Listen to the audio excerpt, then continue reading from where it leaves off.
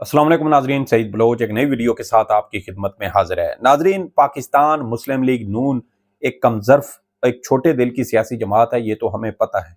लेकिन नून लीग इस हद तक गिर सकती है, इसका शायद किसी को अंदाज़ा नहीं था। नून लीग ने कमजर्फी की इंतहा करते हुए पाकिस्तान तहरीक इंसाफ का एक अवार्ड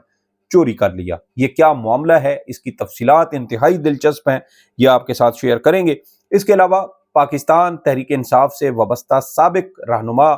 फवाद चौधरी साहब मरियम सफदर आवान की वजारत आला के पीछे पड़ गए हैं, और इस हवाले से उन्होंने एक अहम दरख्वास्त दायर की है, जिससे मरियम सफदर आवान साहिबा मुश्किल में पड़ती दिखाई देती हैं। इस हवाले से भी तफसीलात आपके साथ शेयर करेंगे। साथ ही आपको बताएंगे कि वफाकी हुकूमत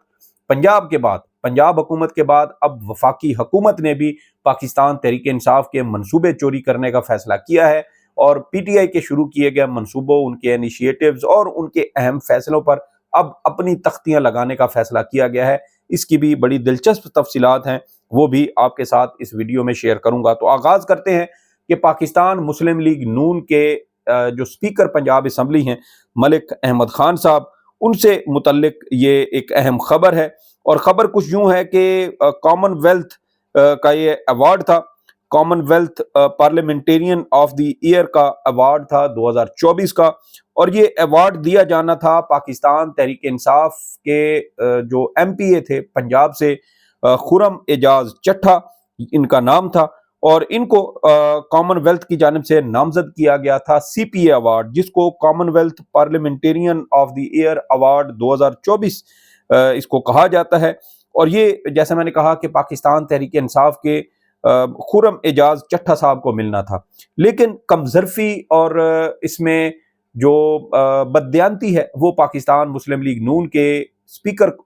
सूबाई असम्बली पंजाब जनाब मलिक मोहम्मद अहमद साहब का, जो मलिक अहमद खान साहब हैं, मोहम्मद अहमद खान, उन्होंने जो है इसमें वो कमजरफी का मुजाहरा किया है। और इस हवाले से इन्होंने क्या किया कि इन्होंने उस कॉन्फ्रेंस में या उस तकरीब में इन्होंने शिरकत की, वहाँ से अवार्ड इन्होंने वसूल किया, और अवार्ड वसूल करने के बाद इन्होंने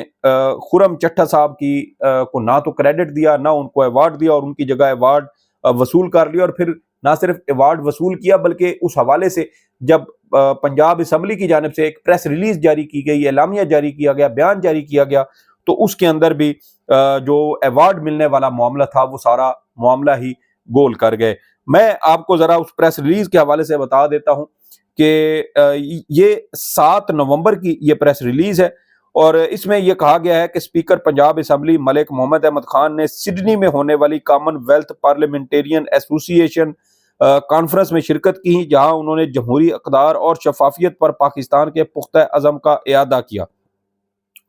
उन्होंने पाकिस्तान के मौक़िफ़ को उजागर करते हुए बताया कि पाकिस्तान जमहूरियत के इस्तेहकाम और शफाफ तर्ज हुक्मरानी के असूलों की पासदारी के लिए पुरज़म है। कॉन्फ्रेंस के दौरान स्पीकर मलिक मोहम्मद अहमद खान ने सनफ़ी मसावात के फ़रोग़ के लिए मुश्तरका आलमी कोशिशों की ज़रूरत और अहमियत पर जोर दिया। कॉमनवेल्थ पार्लियामेंटेरियन एसोसिएशन की ये कॉन्फ्रेंस ममालिक को तजर्बात के तबादले और बेहतरीन तर्ज अमल अपनाने का मौका फराहम करती है, जिससे पार्लिमानी इदारे मजीद मुस्तहकम हो सकते हैं। स्पीकर मलिक मोहम्मद अहमद खान ने सब रीजनल पार्लियामेंट के किरदार को मजबूत करने की ज़रूरत पर जोर दिया, और सीपीए कॉन्फ्रेंस में सब रीजनल पार्लियामेंट पर सब कमेटी बनाने की तजवीज़ पेश की, जिस पर सीपीए सेक्रेटरी जनरल ने स्पीकर मलिक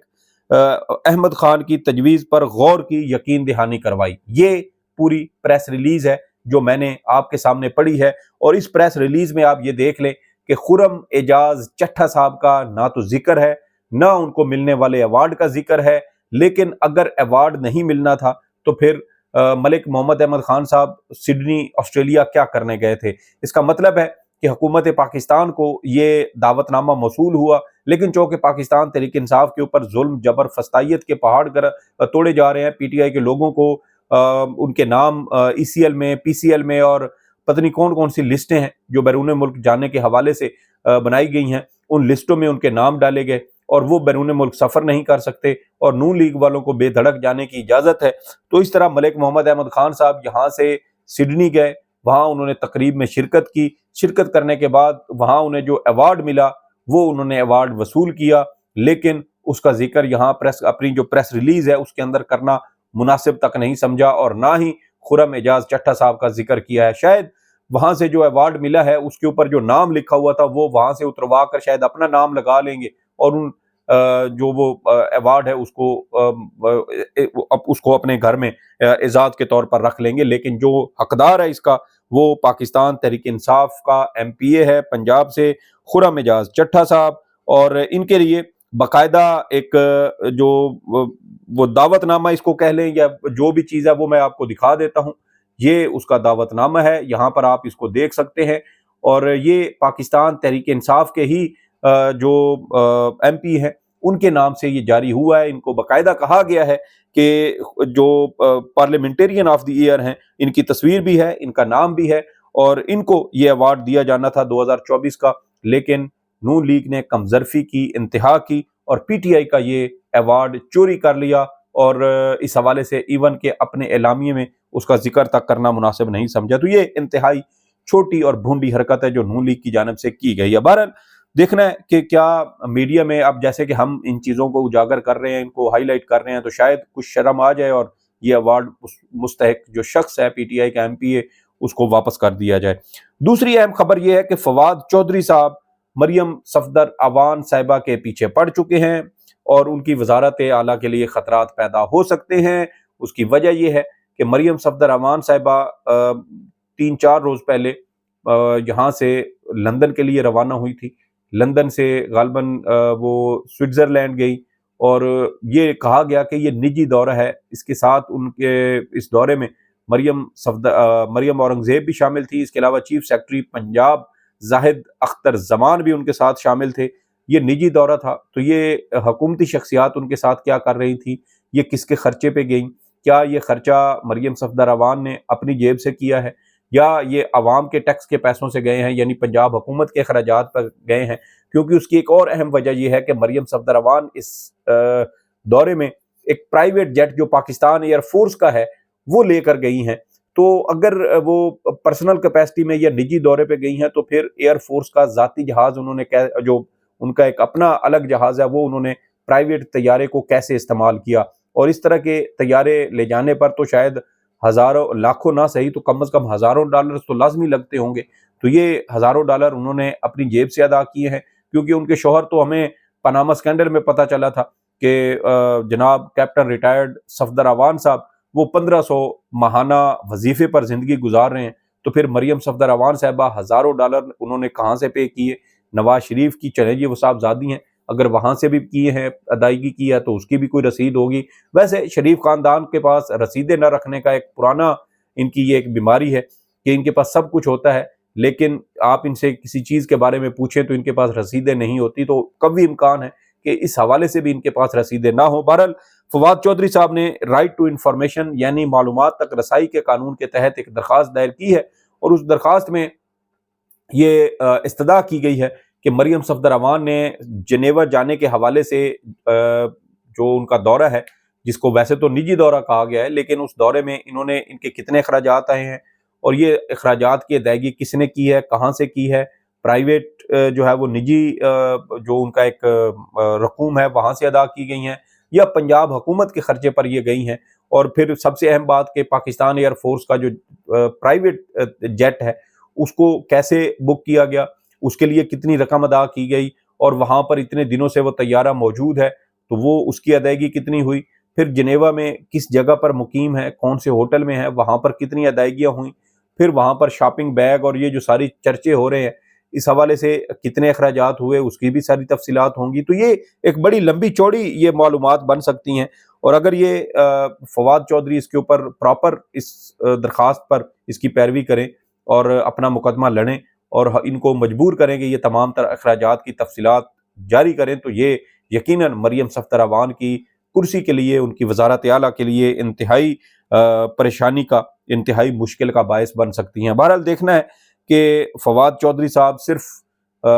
ہوائی فائرنگ کرتے ہیں یا اس درخواست کو اس پر عمل کرتے ہیں، اس کی پیروی کرتے ہیں اور اپنے مقدمے کو آخر تک لڑتے ہیں، یہ آنے والا وقت بتائے گا۔ تیسری اہم چیز اس حوالے سے یہ ہے کہ پاکستان تحریک انصاف کے دور میں 3.5 پونے 4 سال کا دور تھا، اور اس میں بڑے انقلابی قسم کے منصوبے شروع کیے گئے، بڑے اچھوتے قسم کے خیالات، آئیڈیاز شیئر کیے گئے۔ احساس پروگرام جس کو پوری دنیا میں تسلیم کیا گیا، اس پروگرام کے تحت مختلف منصوبے شروع کیے گئے، جس سے دور دراز کے دیہاتوں میں، چھوٹے چھوٹے دیہاتوں میں بیوہ اور جو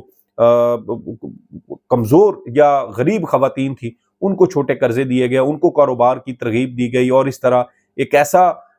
مائکرو فائنانس کا منصوبہ شروع کیا گیا جو اس سے پہلے ہمیں بنگلہ دیش میں نظر آتا ہے، جہاں ڈاکٹر محمد یونس نے اس طرح کا منصوبہ شروع کیا تھا، جس کی بنیاد پر مائکرو فائنانس کی جو اصطلاح ہے وہ بھی متعارف ہوئی، اور ساتھ ہی ڈاکٹر محمد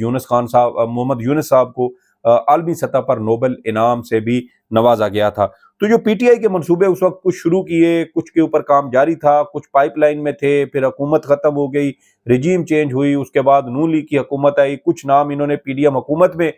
تبدیل کیے، اور کچھ اب یہ دھڑا دھڑ تبدیل کر رہے ہیں۔ اب ان میں مختلف منصوبے ہیں۔ جو تازہ ترین ایک منصوبہ ہے وہ یہ ہے کہ پی ٹی آئی کے دور میں بیوروکریسی میں ایک تاریخی اصلاحات کے حوالے سے کام کیا جا رہا تھا، اور ایک بڑی زبردست کمیٹی اس وقت کام کر رہی تھی، غالباً سابق گورنر اسٹیٹ بینک تھے عشرت حسین صاحب، ان کے متحد یہ کمیٹی تھی جو بیوروکریسی کے حوالے سے اصلاحات کر رہی تھی، لیکن حکومت ختم ہونے کے بعد وہ اصلاحات کا جو عمل تھا وہ مکمل نہیں ہو سکا تھا، اور اب یہ خبریں اب سامنے آ رہی ہیں کہ وفاقی حکومت نے پی ٹی آئی دور میں بیوروکریسی میں اصلاحات کے حوالے سے جو پالیسی اختیار کی گئی تھی اس پالیسی کو آگے بڑھانے کا فیصلہ کیا ہے۔ اس کے علاوہ اسلام آباد میں پھیلاؤ چونکہ بہت زیادہ ہو رہا ہے، زمین کم ہو رہی ہے، تو پی ٹی آئی دور میں یہ فیصلہ ہوا تھا کہ اسلام آباد میں ہائی رائز بلڈنگ بنائی جائیں، یعنی یہ جیسے اپارا میں لال کوارٹر ہیں، ان لال کوارٹرز کی جگہ اونچی عمارات بنائی جائے اور وہاں پر لوگوں کی رہائش کا بندوبست کیا جائے۔ اس طرح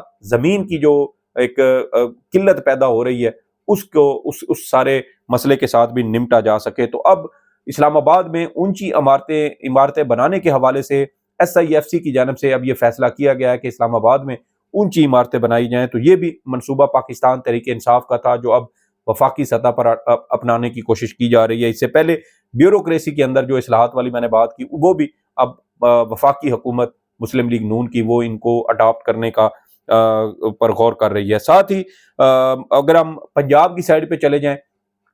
تو پنجاب میں بھی متعدد ایسے منصوبے تھے۔ وزیر اعلیٰ بننے کے بعد مریم صفدر اعوان کی جانب سے جتنے بھی ہسپتالوں کے دورے کیے گئے، نئے ہسپتالوں کا افتتاح کیا گیا، یہ سارے ہسپتال سابق وزیر اعلیٰ پنجاب عثمان بزدار کے دور میں، جو پی ٹی آئی کے وزیر اعلیٰ تھے، ان کے دور میں شروع ہوئے، بہت سارے مکمل ہو چکے تھے۔ پنجاب کے اندر جو سڑکوں کے حوالے سے یا لاہور میں جو مختلف منصوبے